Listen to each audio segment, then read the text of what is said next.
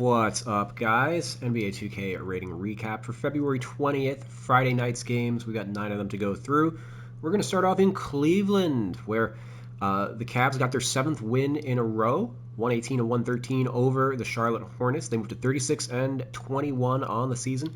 Evan Mobley was out for this one, as it was the second game of the back-to-back. So Sam Merrill moved into the starting lineup, pushing Dean Wade up to the 4. Jarrett Allen had 26 points, 14 rebounds. He was 11 of 15 from the field. Over the last 7 games of this win streak, he's averaging 23 points, 13 rebounds. He's played really well next to James Harden, so somebody whose overall rating is going to go up probably the next time I address that, probably just like an 86 or so. He's been awesome of late.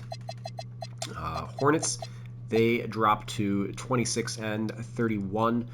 Third game without Moose and Miles. That's essentially been the catalyst for the end of their hot streak. So Sion James this time moving into the starting lineup, playing a 4-guard alignment essentially, rather than Grant Williams, primarily just for defensive purposes against Cleveland's guards. Obviously, James Harden, realistically more of like a 4 than a 1, like a 4 defensively for the team as a 6'5", 220-ish type of player. So Sion, same kind of build, so someone to match up in the lineup against those guys. Obviously, Mitchell also is a similarly very strong player for his size. Kon Knippel led the way in this one with 33 points, 11 of 20 from the field, 7 of 15 from 3. Kalkbrenner, 12 and 13, double-double in his start. Brandon Miller, though, and LaMelo Ball both continuing to struggle offensively, which was a hallmark of their losing ways prior to the hot streak. Miller, 18 points, but on 6 of 19 shooting. And then LaMelo, 18 points also, but on 4 of 17 shooting. So once again, they combined for 10 of 36 for the second consecutive game. This time at least 6 of 22 from 3, as opposed to 2 of 18 in the last one. 6 of 22, not great though, so maybe their 3-ball ratings will drop next time I review this team. And then we've got a rematch of the tanking Olympics. The Washington Wizards stole, quote-unquote, a win over the Indiana Pacers, 131 to 118. They moved to 16 and 39 on the year. They are now firmly in 5th in the reverse standings. Keyshawn George was out. I did move his position to power forward, as it seems like that's where he's going to be playing over the rest of the season. Justin Champagnie got the start in this one in his stead, but that pushes Koulibaly up to the 3, as they are going to continue to start Trey Johnson for the rest of the year, even though he is on a little bit of a minutes restriction right now. Champagnie only played 11 minutes in this one, and he did miss the last game, so I'm not sure if he had an injury or tweaked something or whatever. I'll check on that. But Alondes Williams, the Wizards bench, once again leading the way, because this was an absolute joke of a game once again. Alondes Williams, 25 points, 10 rebounds, 4 assists, 9 of 11 from the field, 29 minutes. He is on a 10-day contract, folks. Sharif Cooper on a 2-way, 18 points, 5 assists, 27 minutes. Anthony Gill, 11 points, 6 rebounds, 23 minutes. Kadari Richmond, likewise on a 10-day contract, 7 points, 6 steals, 31 minutes. This is absolutely atrocious, and I hope the NBA cracks down hard on tanking, maybe flattens the lottery odds, whatever they're going to do. But games like this are just, there's nothing for us to really learn about the team, when we evaluate. It's just, they're playing a bunch of guys in minutes that don't it's not reflective of all of what they do in like a real situation or a real team. So it's just like you just kind of look at those lines and you just chuckle and move on. Indiana, they dropped to 15 and 42. They are kind of managing their roster in order to throw these games against other lottery teams. So Pascal Siakam out for personal reasons in the last game. This time, left hamstring injury management. Worth noting that he played in the All-Star game, including he had an alley-oop dunk. Hamstring seemed fine. Maybe he tripped on his off day during whatever his personal reasons were, but Andrew Nemhard likewise out with lower back management. Aaron Neesmith currently out with a sprained ankle. So the Pacers had 10 players active. TJ McConnell made his first start of the season next to Cam Jones. Ben Shepherd at the 3, Jarvis Walker at the 4, and then Jay Huff at the 5. TJ, though, only 15 minutes, a start and name only, as they obviously just turned it over to the kids before too long. Cam Jones, 4 points, 11 assists, 6 turnovers in 39 minutes. Jay Huff led the way with 22 on 8 of 11 shooting, 5 of 8 from 3. Played only 16 minutes. He was a plus 12. We can't have that. He's too good. So he hit the bench, and the Pacers went to Kobe Brown. 12 points, 33 minutes, was a minus 21. That's more like it. Talon Peter, 12 points, 37 minutes, a minus 17. Yes, that's good. Quentin Jackson, 21 points. I think he was a minus 18 in this one. Micah Potter, 18 points. Pacers now second worst record in the NBA. 3 games up on the Kings, so they have some work to do if they want to get the number 1 seed in the lottery. I did finish off the Pacers ratings and badges finally. I've been talking about it for like weeks, I feel, and then I finally got around to it. 100% edited their ratings and badges. At a later date, I'll do like a team video on them, probably around the draft when we have something to actually care about with this team. Once Tyrese Halliburton is coming back from the torn Achilles and stuff, because obviously they have nothing remotely interesting that they're playing for, not really anybody interesting that they're developing. They're just trying to get through the last 30 to 27 games of the season. Going over to Memphis Grizzlies. Oh God, we used to have to only do this in March, but we've been doing this now like for January and February. Another tanking Palooza game. Grizzlies ending their 4-game losing streak, much to their chagrin, against the Utah Jazz. They're now 21-33 on the season, and in this game they started Jemiah Mashak, Jalen Wells, Gigi Jackson, Taylor Hendricks, and Lawson Lovering on a 10-day contract. Ty Jerome and Scottie Pippen Jr. were both out. First game of a back-to-back for them. So, of course, they want to sit against the Utah Jazz, who are likewise going to sit their entire team as well. So, Coward, Aldama, Clayton, those guys are all out with injury. Ja, of course, going to be reevaluated in 2 weeks. He's probably out for the year, though. I mean, why is he going to come back? KCP, he had finger surgery. He's also out for the year. Zach Edey's probably out for the year as well. Who knows with Brandon Clark? This is going to be their team for the rest of the year. Just kind of, are they going to play Jerome or Pippen in these games is kind of what we're looking at for the Grizz. So Mashak in his start at, I guess, point guard. 11 points, 3 steals, 31 minutes. Lovering, however it's pronounced, doubled with 11 and 11 in 32 minutes.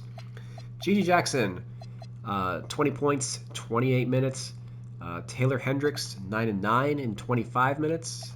Javon Small, 30 minutes off the bench, 16 points, 5 assists, 4 steals. Omax Prosper had led the way with 23 points, 10 of 16 from the field, 30 minutes. And then Cam Spencer, they actually allowed him to play in this one, 10 points, 10 assists in 21 minutes. Obviously, he was too effective. They had to limit his time some. Utah, they dropped to 18 and 39. Lauri Markkanen out again with illness. Missed 7 games due to illness earlier in the year. They can't even be bothered to make up injuries for him. Keontae George still out with his ankle sprain. Yusuf Nurkic out, injury management, I guess. I mean, he's been off for a week. So Isaiah Collier, John Conchar, Cody Williams, Ace Bailey, Kyle Filipowski, your starters for the Utah Jazz. In this one, Collier, I guess, led the way with 24 points, 5 assists, 4 steals. Ace had 20. Filipowski had 20. Blake Hinson recently signed on a 2-way contract, 13 points, 5 of 6 from the field, 3 for 3 from 3. So he's shooting it really well to start his career, but only 16 minutes was a team worst, minus 14, or team best, minus 14 if you're the Jazz. Obviously, he doesn't play a lick of defense, which is why it took him so long to make it into the league, despite his shooting prowess.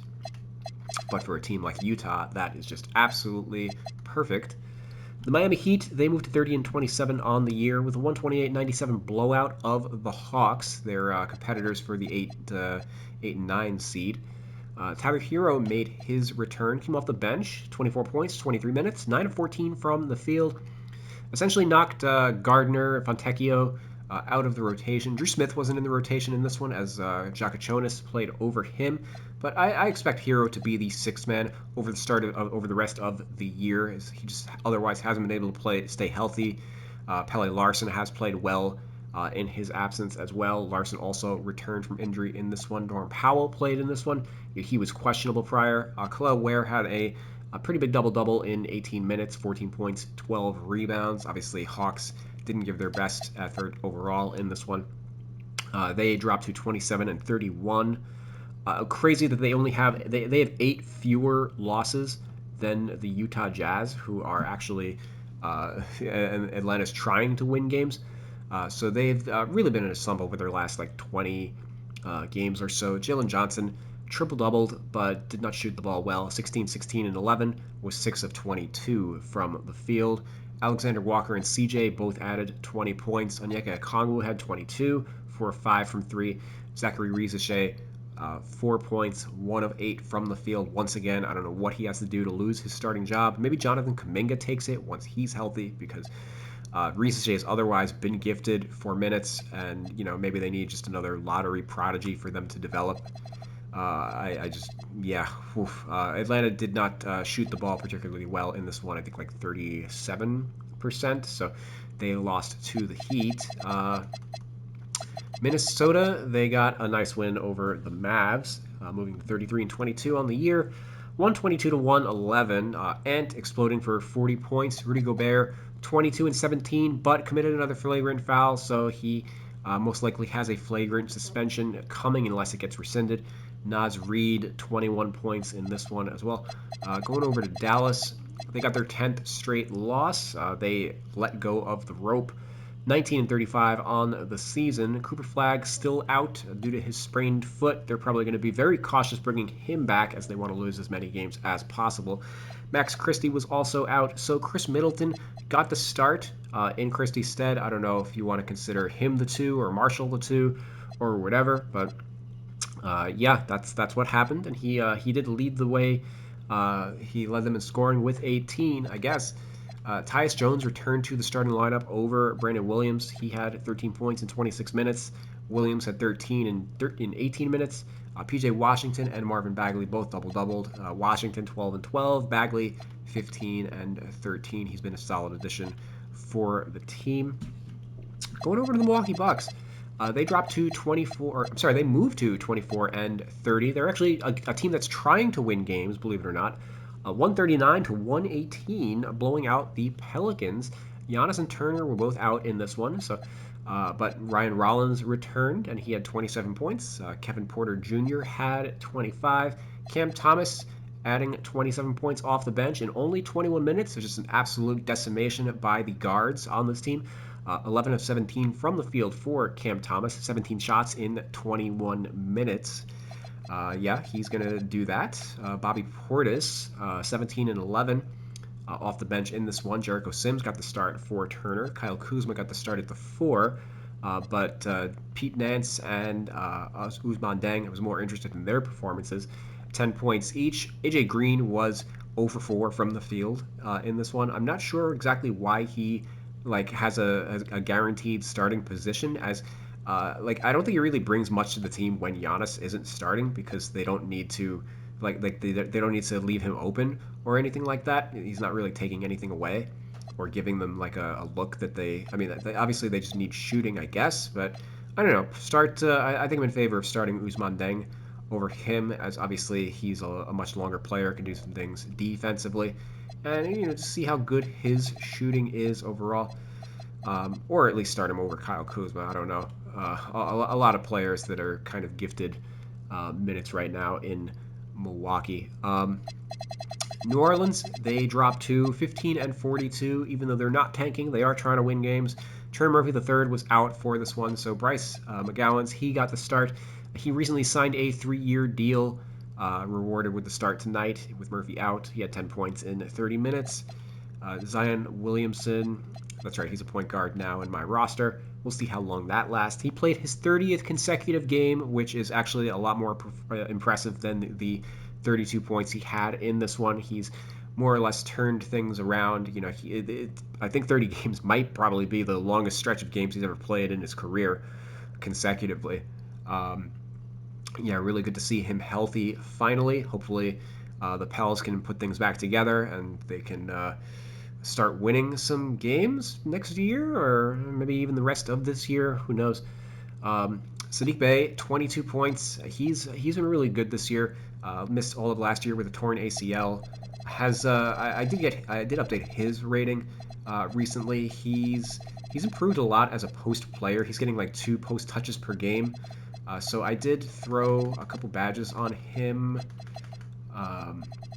Post up poet, I went from no badge at all to a silver, and then things like post prodigy and stuff are things that he's kind of added on this year. Not as recently as this update, but the post badge is something I did throw on him and boosted up his post control. Also hook specialist. Yeah, he's taking a 1 hook shot per game. So I did boost that rating up to a 70 and gave him bronze hook specialist. So that knocked him up to an 82 in my roster. Derek Queen had 18 points. Derek Fierce, 16 points off the bench. Jordan Poole was exhumed after not being in the rotation for a number of games. 3 points, 1 of 6 from the field, 25 minutes, so he basically did nothing besides hurt their chances of winning. Maybe trade him to the Utah Jazz or something. I'm sure they would love him. DeJounte Murray is apparently, he was away from the team for a while, but he is apparently going to be back next week from his torn Achilles. So we'll see what happens with the Pelicans rotation once that occurs. Is he going to re-enter the starting lineup, or are they just going to keep playing? Like, Zion's not really the point guard. They've just decided to play their top 5 players, and whatever happens, because they ultimately Sadiq Bey's like him taking a step forward this year has more or less allowed them to just play all these bigger players. Obviously, Trey Murphy the third normally being here rather than Bryce McGowan. So we'll see what happens. Murray's also, obviously, they're going to be restricting his minutes somewhat coming off of the torn ACL. He is a player that kind of needs the ball a lot in order to function. So a 6-man role probably would make sense. However, they are developing Jeremiah Fears, so maybe I do switch one of these guys over to the 2. Obviously, Jordan Poole, barely in the rotation as it is. Not looking great for him. Good thing they traded CJ McCollum's expiring contract for Jordan Poole, who's going to make $34 million next year. Okay, moving on to the OKC Thunder. They moved to 43 and 14, 105 to 86 over the Brooklyn Nets. SGA, Jalen Williams, AJ Mitchell, they're all still out with their injuries, so OKC kind of having to claw together offense, running things through Chet Holmgren. He had 15 points, not really a high-level post player or anything, so they did get some. Fortunately, they were playing the Brooklyn Nets, who have like no offense to speak of themselves. So Jared McCain, he led the way with 21 points in 23 minutes. Most of that in garbage time, though, with the game already out of reach. OKC, not a great offensive team, but their defense, they're still going to be able to shut teams like Brooklyn down. So 21 points for McCain, and then Nikola Topic, he had 9 points in 11 minutes, and what I believe was his second game back. So those two guys are players to keep an eye on right now for OKC. Going over to Brooklyn, Nick Claxton out, so Daron Sharp continuing to start. Zaire Williams was out for personal reasons in this one. Michael Porter Jr. had 22 points. Nolan Traore, 17 in this one. And then Sharp, I believe it was 12 points and 8 rebounds. He's his numbers are a lot better when he's coming off the bench and goes balls to the wall. I guess worries maybe a little bit about foul trouble, but his offensive rebound rate has dropped precipitously since entering the starting lineup, so that might have something to do with that. LA Lakers, they moved to 34 and 21, 125 to 122 over the LA Clippers. Austin Reeves finally off his minutes restriction, so he returned to the starting lineup. Had 29 points, 9 of 15 from the field, 4 of 5 from 3, 7 of 7 from the free throw line. Marcus Smart staying in the starting lineup, sending Jake LaRavia to the bench.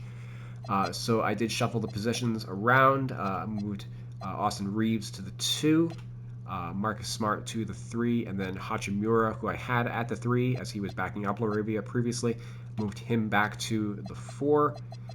The Lakers have a very imperfect team. Essentially, Luka and Reeves are the point guards on this team, and then they kind of fill in. Luke Kennard is the backup 2, and LaRavia, Rui, Vanderbilt plays some, but more as like a small ball 5, I think, alongside like Ayton, Hayes, and Vando were the centers in this game. So Luka, he had another classic game against the Clippers. 38 points, 11 assists, 8 threes. LeBron, 13 points, 11 assists. He took a little bit of a backseat offensively with Reeves back in the starting lineup. And then Rui and LaRavia both only 3 points each off the bench. And so they're extremely top-heavy offensively. They're basically getting nothing from the second unit. And that's who they've been the last couple of years. So going over to the Clippers, they dropped to 27 and 29. Kawhi leading the way with 31. Had his minutes limited, though, by a sore knee. They are going to be cautious, of course, with him going down the stretch. Ben Mathurin off the bench, 26 points. He had 38 in his last one. Started the second half as John Collins suffered a head injury. Played only 16 minutes in this one. Mathurin started the third quarter, so we could see him in the starting unit before too long. I would classify him as the 2. Derek Jones is the 4 when that happens, even though Derek Jones right now is the 2. So maybe I end up switching Jones's position. We'll see what happens over the rest of the week. And obviously once Darius Garland comes back next month, if he comes back, we'll see. Brook Lopez, a rare double-double, 16 points, 10 rebounds, 35 minutes. Has really salvaged his value after a nightmare start to the season. Just one of those guys who probably just doesn't react well to coming off the bench. Worth noting that he does make $9 million next year on a team option. So the Clippers will probably opt him in. I think he showed enough value that could happen. So we'll see if he gets moved to another team, like maybe Golden State or something, where he'd be able to continue starting, as I do expect that they will break up this team during the offseason. Going over to Denver, they moved to 35 and 21 on the year, 157 to 103, a 54-point blowout of the Portland Trailblazers. Nikola Jokic, 29, 9, and 7 in 29 minutes. Jamal Murray with 25, 6 of 12 from 3, 7 of 7 from the free throw line. No 2-point attempts, which is kind of rare for him, but we've seen a few of these games from like James Harden and stuff. Obviously, in a 54-point blowout, he probably didn't feel the need to attack the rim very much, as they just blew them away with their 3-point shooting. Julian Strawther and Tim Hardaway Jr., both with 19 points. I do need to get Strawther's rating up. I switched him back to shooting guard, so I guess let's throw the intangible. Oh no, it's already on him. Oh god. Alright, so I definitely need to do his rating. He's been playing a lot better. Yeah. Okay. Yeah. Alright, I'm going to work on the Strawther rating later today. Portland, they dropped to 27 and 29. They recently gave Sidi Sissoko a 2-year deal, waiving Ryan Repair. Shaden Sharp still out with his calf injury, but Matisse Thybulle and Chris Murray made their returns from injury finally.